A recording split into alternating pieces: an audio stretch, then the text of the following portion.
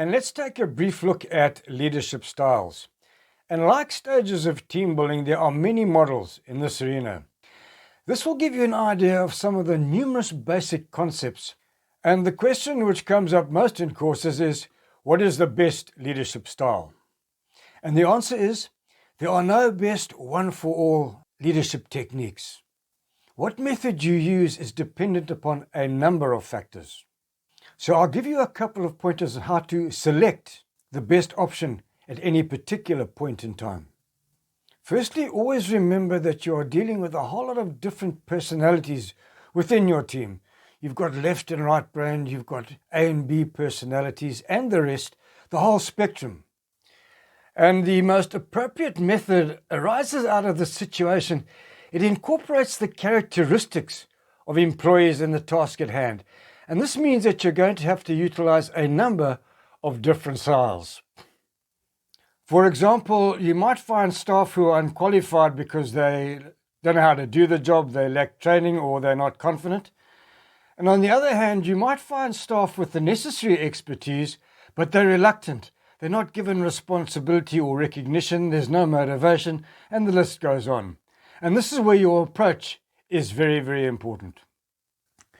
Take into account the attitude or ability of individual team members to complete their assignment, and then leaders adjust their style according to the willingness or the maturity of each member to perform in line with the complexity of the task. They then select what is suitable, from directing to delegating, depending upon the competence of the team. For instance, where development is low, leaders should be task motivated and direct, rather like a school teacher. Do this, do that, this is how it's done. A commanding approach.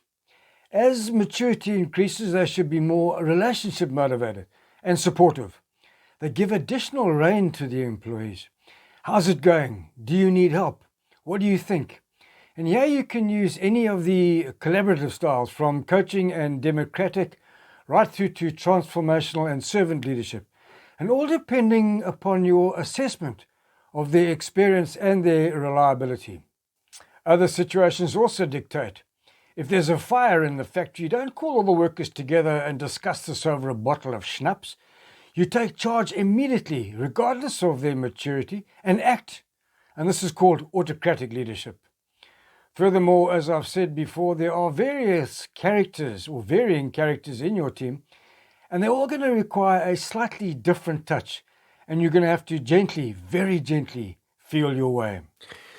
Do your research on the leadership styles indicated earlier. Do your research on your team, their individual needs, what they respond to, what's valuable in their lives. Respect and appreciate differences, effective communication, recognition, synergy, and the rest. And start to develop your own style. The best way to learn is to lead.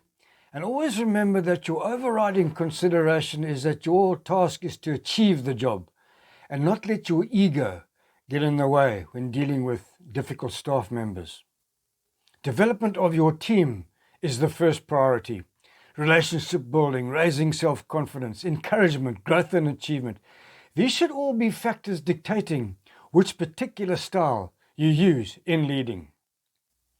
Also, be yourself. I've seen too many people promoted to positions of authority who think they've now got to act like a commander of a space shuttle in a Star Wars movie. Don't. It was your initial character that got you there in the first place. So just keep it that way.